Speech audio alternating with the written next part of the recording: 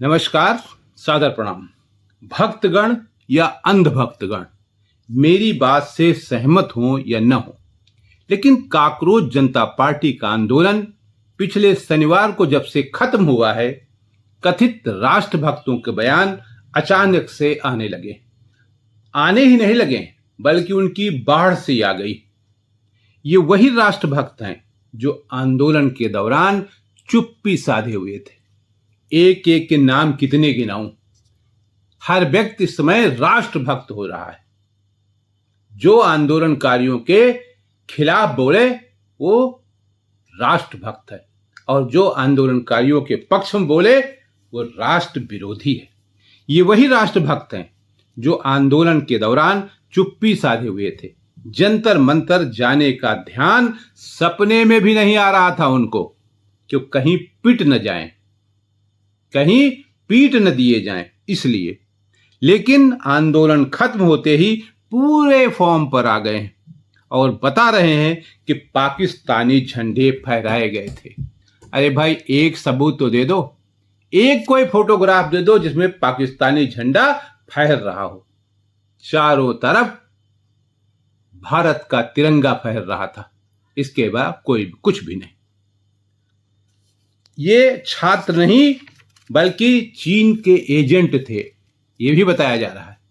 भाई, चीन तो अपने देश में हमारे घुसता चला जा रहा है, उस पर चर्चा करोगे नहीं, उस पर बताओगे नहीं, लेकिन छात्रों को बता रहे हो चीनी एजेंट थे, अमेरिकन एजेंट थे, पाकिस्तान के एजेंट थे, गुंडे मवाली थे। इनका लिखने पढ़ने से कोई मतलब नहीं था। तो भाई, आपकी इंटेलिजेंस क्या कर रही थी? उसने क्या पता लगाया कि ये कौन थे? आपने परमिशन देते हुए क्या पता किया था ये कौन थे? छात्र, इनका यह भी कहना है कि छात्र कभी प्रधानमंत्री की मां बहन नहीं करते।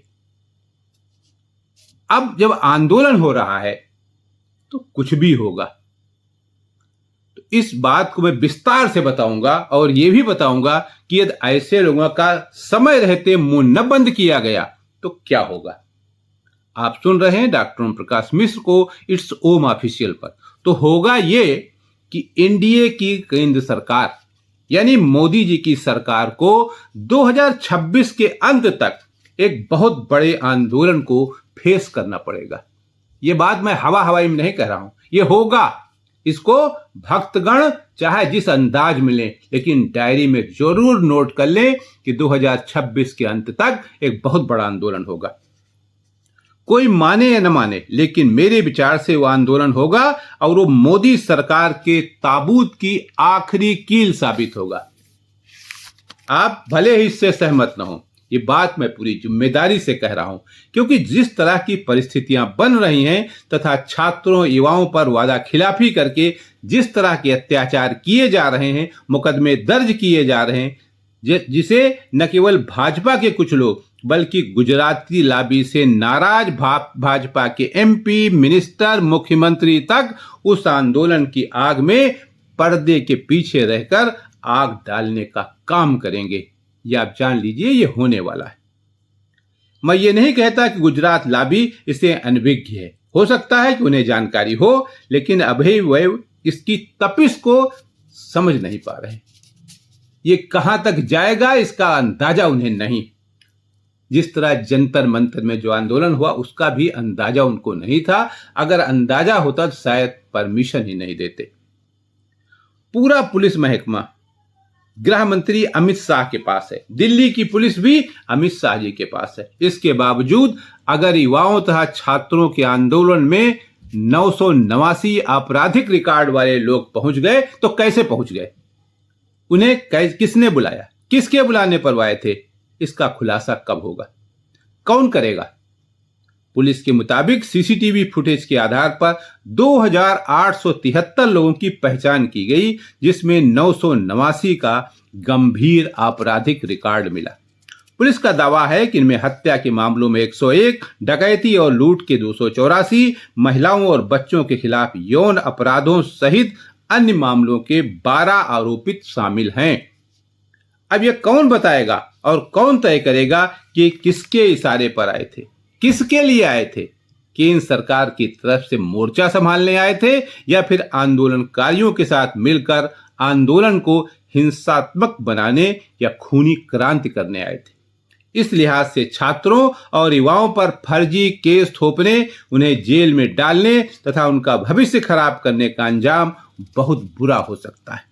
प्रधानमंत्री मोदी तथा गृह मंत्री अमित शाह को यह ध्रुव सत्य समझना ही होगा कि लोगों में आप दोनों के खिलाफ जबरदस्त आक्रोश है।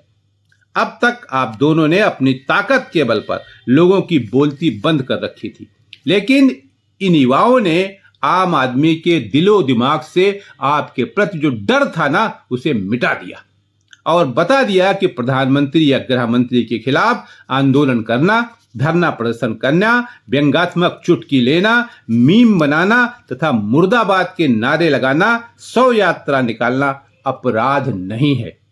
प्रधानमंत्री जी, मैं मानता हूं कि आपकी जो शानदार छवि इन 12 वर्षों में बनाई गई थी उस पर डेंट लगा है, क्योंकि सरकार के कुल विज्ञापन का 83% हिस्सा तो आपने अपनी छवि निखारने में ही खर्च की है। यकीनन वो छवि बुरी तरह प्रभावित हुई है, लेकिन छवि सुधारने के नाम पर ऐसा कुछ न कीजिएगा जिसके चलते इतिहास आपको हमेशा एक खलनायक के रूप में याद करे, क्योंकि वैसे भी तमाम आपके ही लोग आपकी छवि का भंडाधार करने में लगे हैं। आज के लिए इतना ही। नमस्कार।